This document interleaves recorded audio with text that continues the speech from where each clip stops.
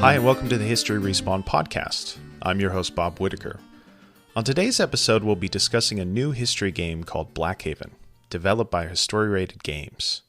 Blackhaven is a first-person narrative game that follows the story of Kendra Turner. Kendra works as a summer intern at Blackhaven Hall History Society, a museum commemorating a large 18th century American estate. Throughout the course of the game, players discover that the Historical Society's potted history of Blackhaven hides a long history of secrets and misdeeds. Joining me today to walk through the story behind Blackhaven is the game's developer, James Coltrain. James is an assistant professor of game design at the University of Connecticut, and he holds a PhD in history from Northwestern. His research focuses on the development of public-facing, humanities-themed games. His PhD work centered on historic architecture and material culture in early America. That interest really shines through in Blackhaven. James, welcome to History Respawn. Thanks for having me. I'm a big fan. Awesome. Well, James, I had a chance to play this game a week or so ago. I really enjoyed it, and I was curious, what was your background and what led you into developing historical games? Yeah, I'm originally trained as a historian. Like you said, I got my PhD, and it's actually my concentration was in early American history at Northwestern. And I used to be a history professor at the University of Nebraska. But I had always had a digital element to my research. And in particular, I did a lot of writing about architecture, and I would do 3D graphic reconstructions of old historic sites and buildings. And so I had that 3D asset creation skill set. And then in my job, I was also working with a center in digital humanities, which is just using digital methods to study history and art and literature. And as part of that, I learned to code and then kind of realized all of a sudden that I had the skill set to start experimenting, making games. And I've played games ever since I was a kid. And in particular, I've been kind of inspired by the sort of indie game renaissance starting in the late 2000s on narrative games, exploration games, and especially walking simulators, which I think Blackhaven qualifies as. And so I started working with a lot of different prototypes for different game pitches and speaking about games. And as I move forward working on projects like Blackhaven, I eventually just decided that it was time to make the switch and go completely in the other direction. So I used to be history professor making games, and now I'm a games professor who's also a historian. I love it. This is a perfect cross session for History Respawn. And, I think it's really interesting just taking a wider view of history games. This December we'll be celebrating the 50th anniversary of the Oregon Trail, which is kind of like the text for history games. And that was a game developed by a history undergraduate as a student teacher in Minnesota in 1971. So I feel like, your work is innovative, but it's also kind of returning us back to maybe where we were as history instructors back in the 70s and back in the 80s, during this fruitful time of like using new pedagogical techniques. And so it's really exciting to hear about your background and your focus. I think that's really great. Yeah, something that just amazes me as a professor. I mean, as anybody who's an educator gets older, you're always kind of amazed by like, oh, I can't believe my students haven't heard of such and such, and it's just the passage of time. But it's just amazing how the staying power of Oregon Trail, like just every generation of students that I have had exposure to Oregon Trail. And of course, I know that they just released a kind of revamp of it. One of my colleagues at Nebraska, Margaret Huddle, was consulted about Native American portrayals in the new version. So I assume that it's just going to hit another generation. So it's really incredible. Yeah, it's wild. So let's focus in on the development of Blackhaven. What drew you to tell this particular story? Yeah, I think the biggest thing was my experience. I did a fellowship at Colonial Williamsburg in Virginia, where I was working doing some 3D reconstructions of stuff there for them.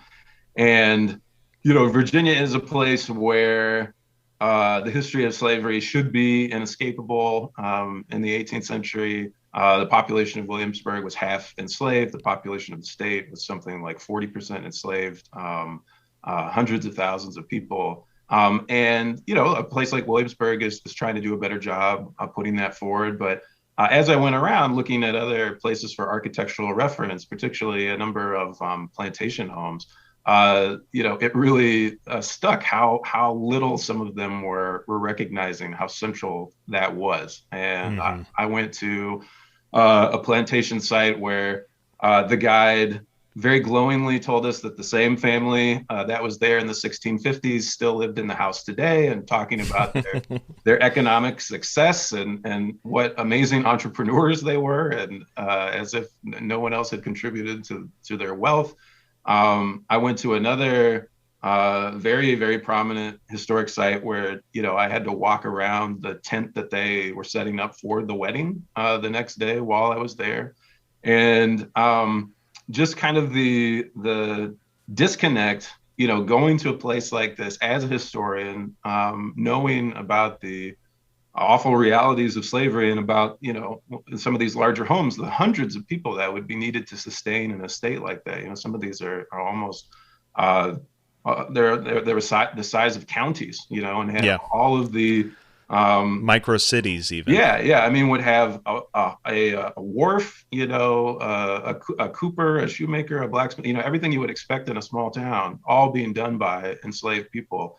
And not to have any of that represented was just really, really striking. And so that kind of feeling of unease led to the creation of this fictional plantation home, Blackhaven Hall, and then the experience that Kendra has as she is first working there as a summer intern and then starts snooping around off the clock. Yeah, I really enjoy the ways in which this game, through Kendra's story, the ways in which this game has you poke and prod at the established narrative related to Blackhaven Hall. I think that's a really useful thing, for history students, but then just anybody out, playing this game.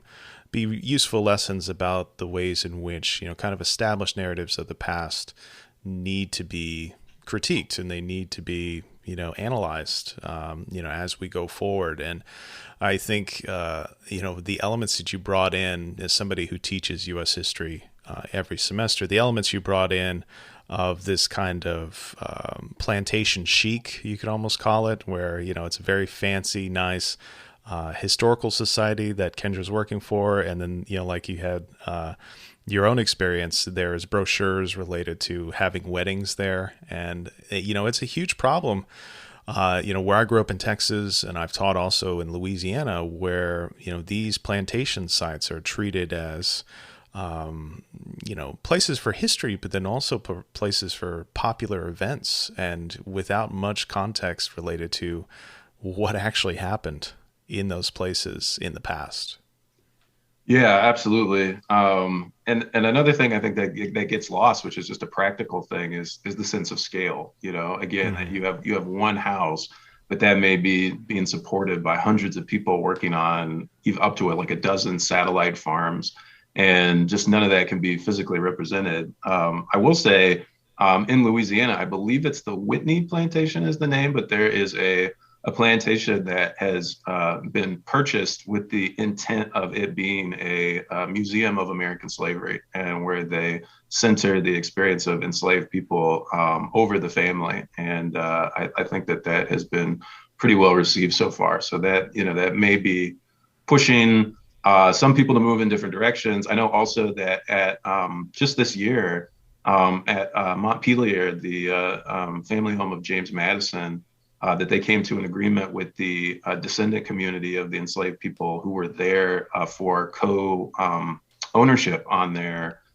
governing board for that institution. And so I think things like that also kind of point a way forward. But there are many other places, unfortunately, like Blackhaven, that are just not even interested in considering these things yet. Yeah, definitely. So, with Blackhaven, there's obviously a lot of historical research and thought that went into this. And I'm wondering, what kind of collaboration did you rely on for this project? Yeah, I mean there were a number of different aspects in which they came out. The first is I had a fair amount of I am a historian. This is my area, and I always think that slavery is one of the most important things that I taught about in the class, if not the most Hmm. important thing. But I did consult with colleagues of mine, people that I visited in Virginia. I had a team of people at Nebraska that included historians of 18th and 19th century slavery, of the Black experience, even of Black cinema and storytelling. But the most important collaboration I had was around the character of Kendra herself, and this kind of came out of the concept of the game because I was thinking about again that disconnect feeling, that uneasy feeling I had, and the story of a potential cover up at Blackhaven. And I had thought about versions of the game where maybe you just explore kind of as yourself, as a generic protagonist. Hmm. Uh, but because I wanted a lot of the kind of icky things in the exhibits to be subtle, I was a little worried that some people might miss the point. And so I thought, okay, well, we need a protagonist, we need a guide to be sort of editorial on the things you're seeing and contextualize this. And so it naturally made sense that maybe that would be an African American person. And then I thought, like, well, what are other categories that might kind of make them feel like an outsider? And certainly if they were a woman, certainly if they were young, and if they were an employee, that just kind of keeps upping it. And so now I feel like I have a really good pitch for a story, but I've created a protagonist that doesn't really match my life experience. And so how am I going to get that portrayal right? And a colleague of mine at Nebraska connected me with Sharon Roberts, who's a professor of mass communication there. And for anybody who doesn't know, Xavier University of Louisiana is the historically Black university in New Orleans. It's the only Catholic HBCU. And we got together a team of young women scholars there, undergraduates, and read through the entire script together and talked about the character of Kendra and how she would react to things. And in some cases, had them read the documents that Kendra finds cold and have them, really verbalize their reactions to them in real time and Yeah. trying to take how they looked at these things and put them into the character of Kendra. And so that was just an incredibly essential and really rewarding experience. And it was also, it was really just really thought provoking in some cases, especially when members of our panel disagreed with one another, or they'd Yeah. say like, well, I would say blah, blah, blah. The other person said, well, actually I would be more angry or more sedate or whatever. And so we tried to kind of find a happy medium. And then the final piece of this puzzle in the portrayal was casting former Xavier student Darby Farr, who is a very talented young actress. And I was privileged to work with a small group of actors in this, but even though she was the youngest and technically one of the least experienced, she absolutely knocked it out of the park. And the people who appreciate the game always highlight her performance as one of the stronger parts. And so that was just a really fantastic way to cement this character as somebody that would be memorable. Yeah, and I think that collaboration work really pays off. I mean, not only with the voice performance, but also with the way that the lines are read and the way that they come out. I think with a lot of educational games, with a lot of narrative games like this, you can often tell that they're the product of a single voice, and so they come out as a little bit stilted, I think. But that's definitely not the case with this game. Kendra feels like a real person with real reactions, legitimate reactions in a way that I don't think you would have gotten without that kind of collaboration. Yeah, and it was also really important just to lean on, the historical documents themselves too, because, I wrote most of those and I was writing from a variety of different perspectives that I share possibly even less than a different kind of person living in the 21st century. And so everything in the game that you read is historical fiction, but it's all based very closely, sometimes almost word for word on other archival sources. And so, that gives us a multiplicity of different characters in the game, and some of our also hopefully memorable villains.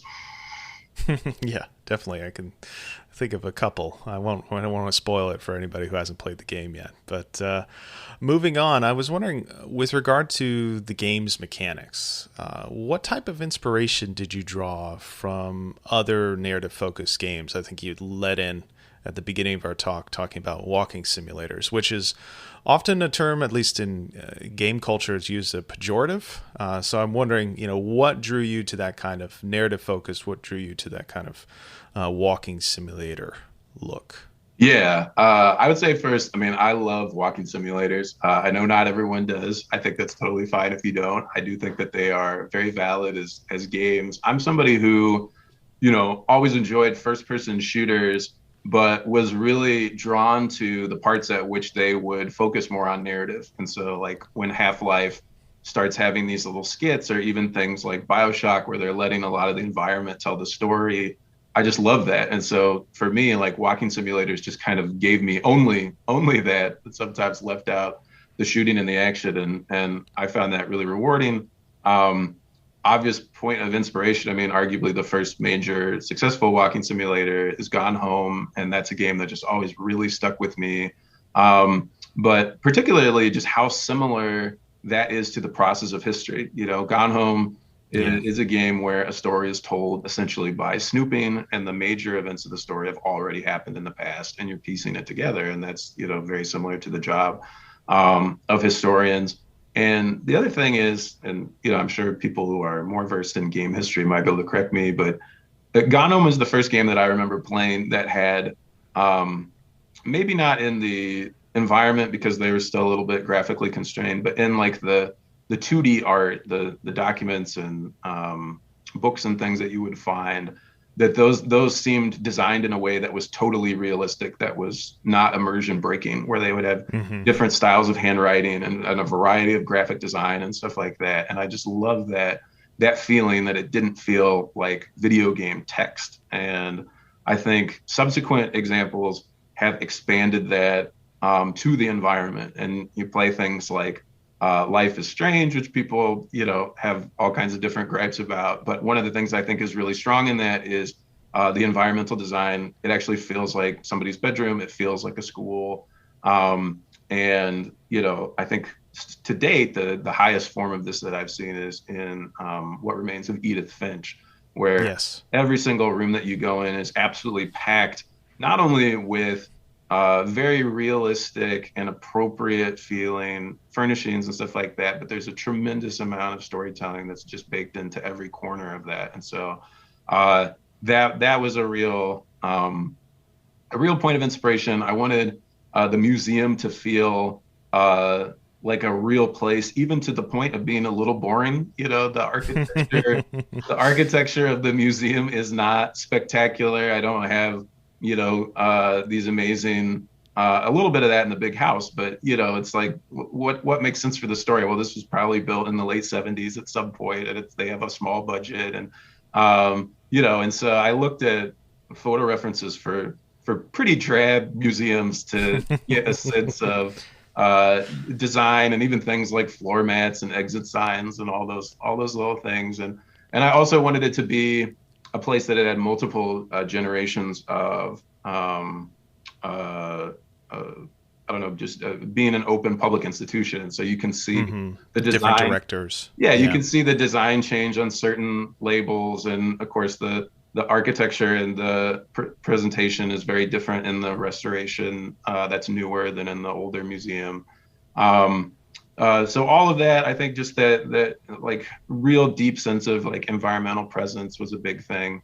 And then in you could argue that the latter third of the game, which sometimes to myself, I would kind of derisively say like I'm making like Manila Folder Simulator 3000 or something, but is kind of almost like interactive fiction. And and some of that again is to get at just a little bit of the feeling of drudgery, of being in the archives, and like how the dig is not always the most dynamic, exciting thing, but also the challenge, which I think has done pretty well based on the reviews, to pace these things in a way where you feel like you want to go to the next page. Yeah. And that is, of all of the little cheats in terms of quote unquote realism in this game, the biggest one is that Kendra finds a folder with 15 or 16 things that are all arguably bombshells. And in reality,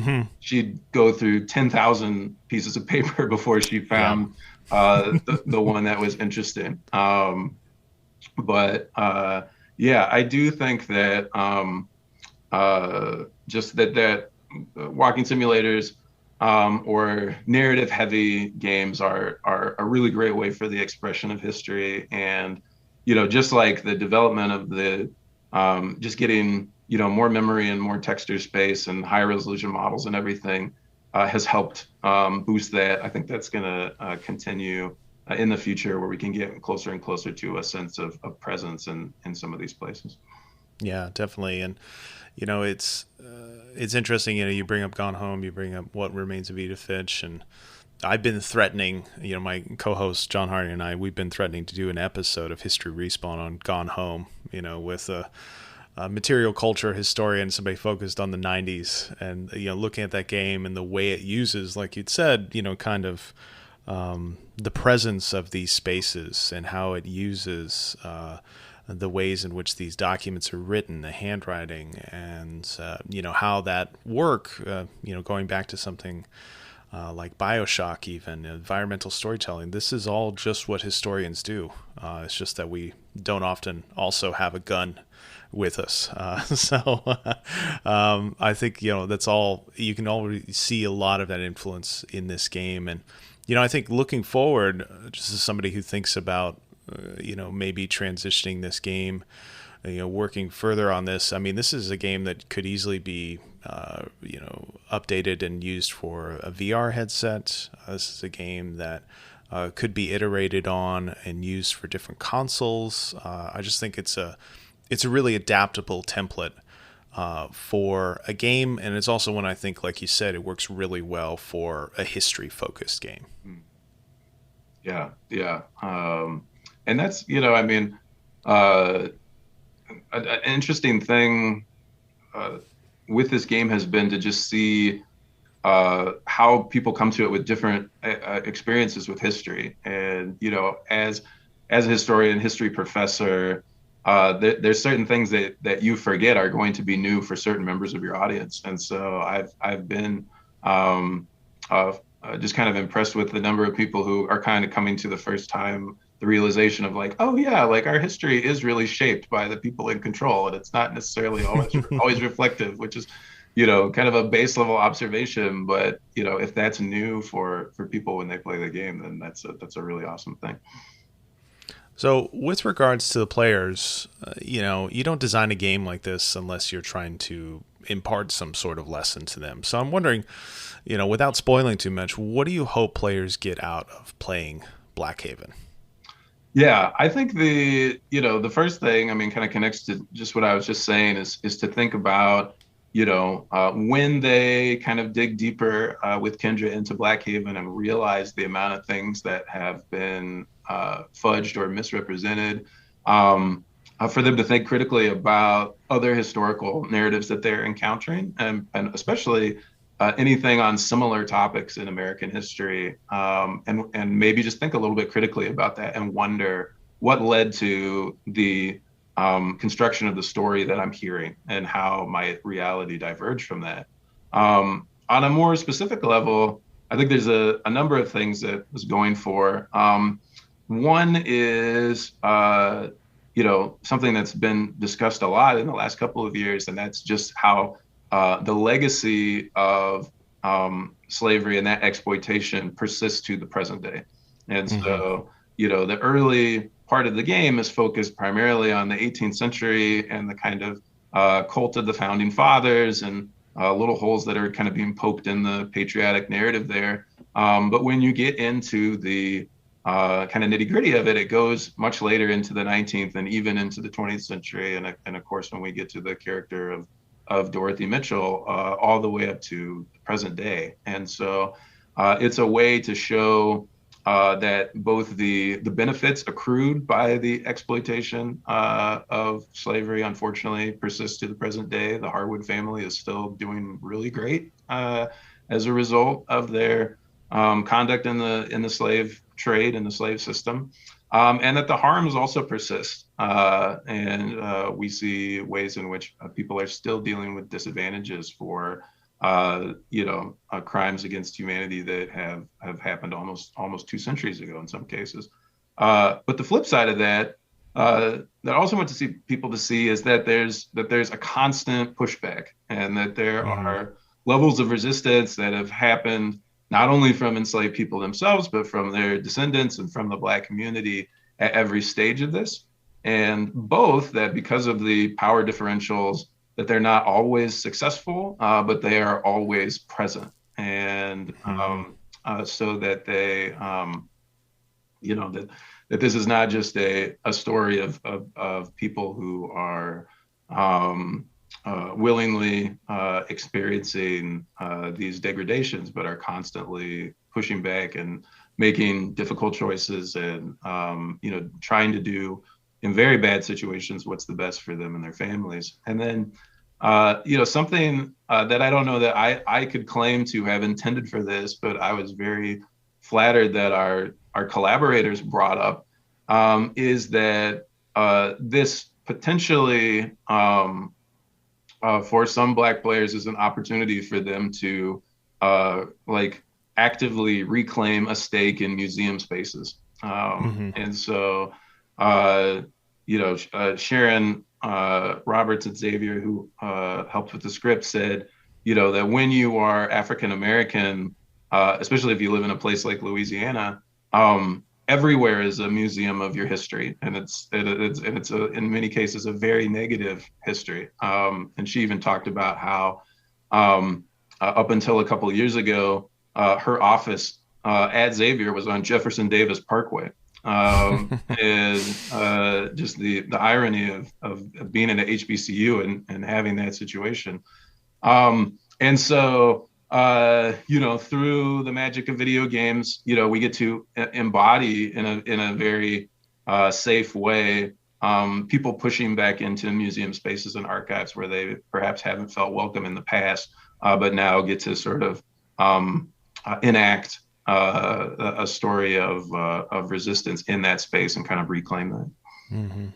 I think that's great. And I think that does come across in the game really well. And it's one that, I'm eager to expose to my students, because this issue of, legitimate official history, the students, they come into history courses and, they look at what's been written about history in a museum or in a state textbook, and they assume that that is the real past, and anything that goes against that is untrue.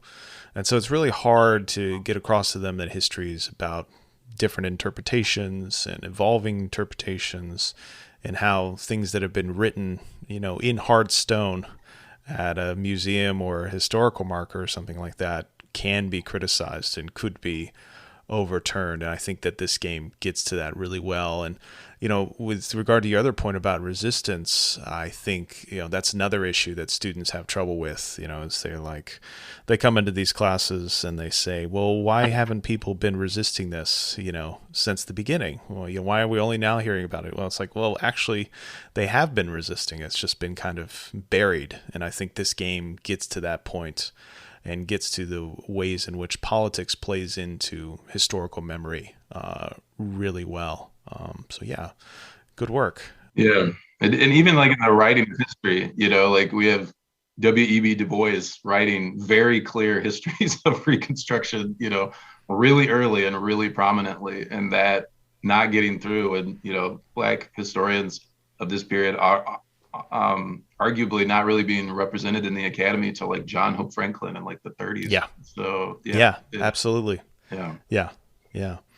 So what happens next with Blackhaven? I know the game kind of ends actually with a promotion about a future game. So could you tell us a little bit more about that? Yeah, so I have been working on Blackhaven. Came out of an early kind of prototype that I developed when I was at Nebraska. Pretty advanced as a prototype, but not quite a workable game, called Cassius, which takes place at Blackhaven Hall during the American Revolution. And I won't say a whole lot more about it than that, but that was the origin of the kind of mythology of the Harwood family. And there are if that game gets finished, then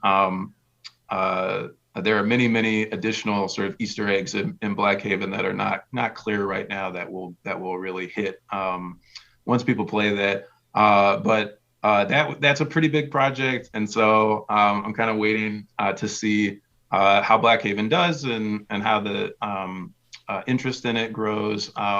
So far, the reception has been pretty good, and it's pretty decent numbers for that's about a month since it's been out. But we'll see how that goes. And then in the short term, I'm going to make a much smaller game for a much wider audience about Paul Revere's Ride in the style of the Grant Wood painting.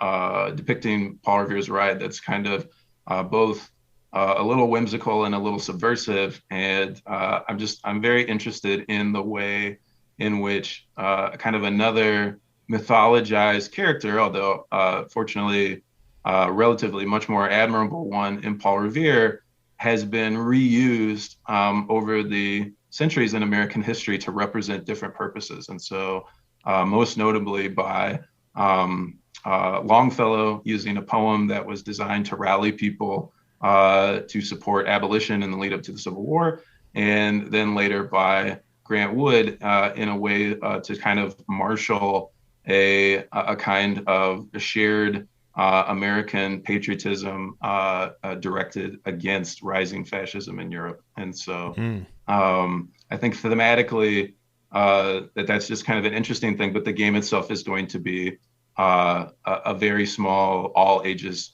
thing with a guy on a little horse, and we'll see how that works out. Nice. Those sound great.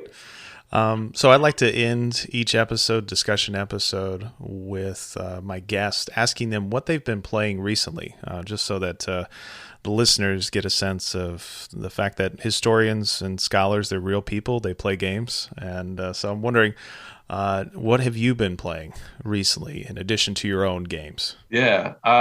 Most recently, I've been playing the Switch version of Legend of Zelda Skyward Sword, which I missed the first time. And so a lot of people did, I think. Yeah, and I could see the frustration in some aspects, but I am enjoying it. And also, I mean, as people have already remarked, it's amazing to play that after Breath of the Wild, which I adored, because you can see lots of the kind of nascent ideas and mechanics that they're trying out that aren't quite as natural feeling as they will eventually be, like the climbing and gliding and different things. So that's been cool. And then I haven't actually played it yet, but I have downloaded the Forgotten City, the Skyrim mod that is kind of vaguely Pompeii-ish. And so I'm excited to try that out and see how something on kind of a much bigger scale is handled. And also I'm really curious about their environmental design, because they're dealing with a decent sized map, but also how they were constrained by working within the framework of a mod, and just how all that comes out. So I think that'll be fun. Mm-hmm. Yeah, I mean, I started at the top talking about Oregon Trail and then kind of leading into Blackhaven. And, I would say one of the most fruitful areas for historians and others to actually get involved in game development in the, decades since Oregon Trail is through modding. I can think about my own life. I started getting interested in games in the early 90s and making historically accurate mods for Civilization 2. And so I think that kind of community, particularly around, 4X games, strategy games, but then also to a certain extent with RPG games like Skyrim, that has been a really fruitful place for the development of, history games. Maybe not published in the same way as Blackhaven and as Forgotten City, but, still history games nonetheless. So yeah, it's a really fascinating area. Yeah, absolutely. And that those modding or semi-modding platforms just continue. I mean, obviously we'd have lots of stuff in Minecraft. There's the whole Roblox thing, which I don't even really understand yet, but I keep hearing about. And I imagine that it's just going to continue from there. Both positively and negatively for hardworking game devs. It's only going to get easier to make games each year, so it's going to be really interesting to see what comes up as it becomes more and more democratized. And now I'm going to court controversy here a little bit. I'm going to ask you a question about Zelda Breath of the Wild. Okay. And I want to know, from your perspective, what do you make of the durability issue in that game with weapons? It's a weird thing. I mean, when I'm playing it, especially in the early stages, I hate it. And I'm not like a super skilled game player reaction wise, which is another reason why sometimes I'm drawn to like narrative games. And so I found it really annoying and frustrating. But I don't know that I can completely argue against it, because by the time that I was at Hyrule Castle and had my Master Sword and my anti-robot arrows and all of that stuff, it just felt amazing. Like the journey that it takes you on. And so I don't know, like this may be like the game version of like Eat Your Vegetables or something like that, because there really is a payoff. And it also just, it speaks to just the ongoing conversation between game developers and audiences.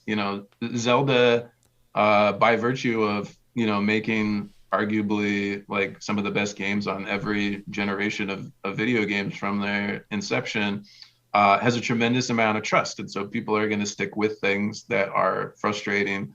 But if you're new on the block, they might not. And so that's an interesting dynamic. And even to bring it back to Blackhaven, there are all kinds of choices that I made in this game that I knew in terms of like subtlety would bring me more players who appreciated that, but then I would lose players who found it to be too dry or too slow. And so there's always an interesting trade-off about how players are experiencing different choices. Yeah, good. Okay. So Breath of the Wild, part inspiration for Blackhaven is what you're telling me there. That's right. All right, James, thank you so much for joining me on this episode. All right. Thank you so much for having me. It was really fun. So Blackhaven is currently available for free on Steam, and you can learn more about Blackhaven and follow-up projects by traveling to historiated.com. And thank you, as always, for listening to this episode of the History Respawn podcast. Please visit historyrespawn.com for latest news and episodes, as well as our archives. And if you really enjoy our work, please consider supporting us on our Patreon page at patreon.com/historyrespawn. And until next time, listener, goodbye.